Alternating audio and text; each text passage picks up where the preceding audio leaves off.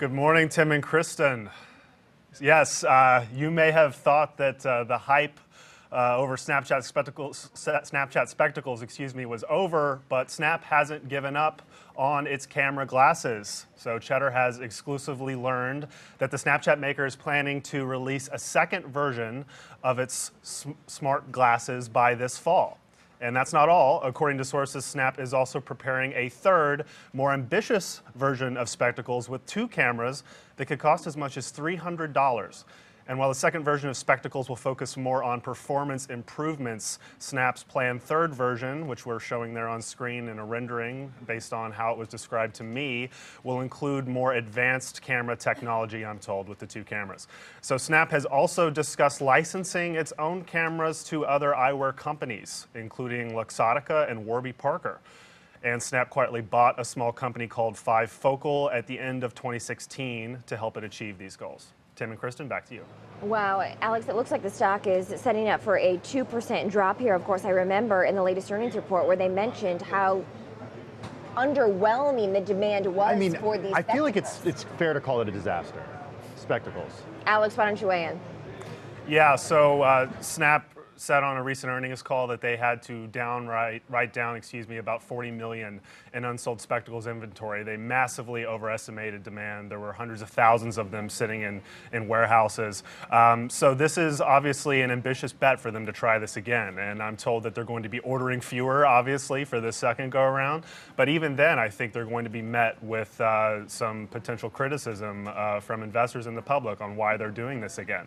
And in talking to sources close to the company, really the only answer I get to why they're doing this again is that Evan sees this as an incredibly important future product line for Snap in hardware, in making cameras, and he wants to keep trying.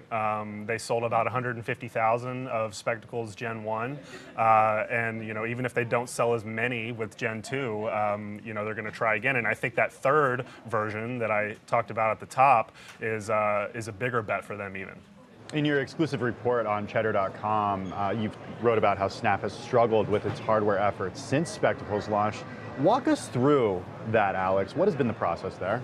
Yeah, it would be fair to say that Snap's hardware division, which is called Snap Lab internally, it's fairly secretive, and it's been in quite a state of turmoil since spectacles launched, and since they realized that they had overestimated demand. We saw a round of layoffs near the fall of last year there.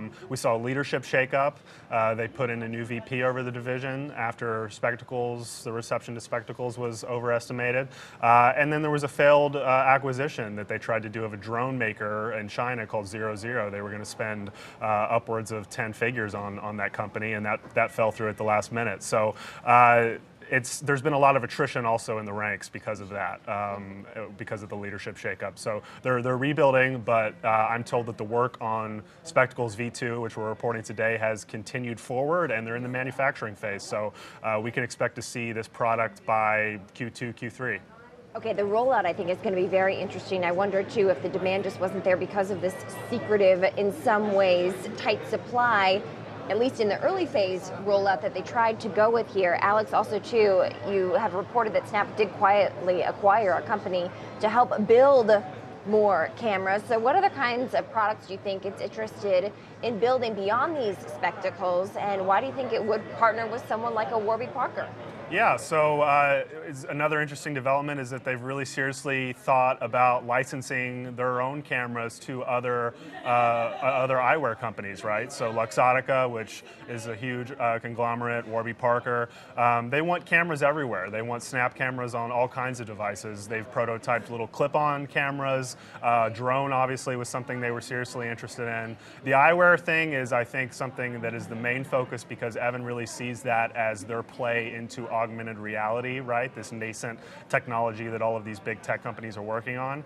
And they see a future where spectacles, using the cameras can overlay the Snapchat lenses, the Bitmoji avatars, all of the virtual stuff they do in the app already onto the real world, right? So it's basically their version of a better, hopefully, Google Glass. Alex, Snap was ridiculed when it put out its filings to go public and called itself a camera company instead of even an advertising company or a social company. With this release, with this new product, do you think it's fair to say that it indeed will be a camera company?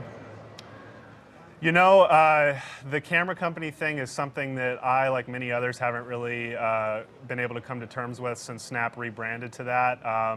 They have a lot of different definitions for it based on who you're talking to and what they're working on. I think the camera represents a new medium of communication to them, right? So it's more than just like being the next, Fuji or the next Kodak, right? It's about visual messaging, right, which is something that Evan has talked about for a long time. So I think any way they can further that goal with cameras wherever they may be, that's what they're going to do. All right, Alex Heath, amazing stuff. Congratulations on this huge scoop. We're going to leave it there for now. We'll check in with you a little bit later. That's Senior Scoop reporter Alex Heath joining us live from headquarters. We hear some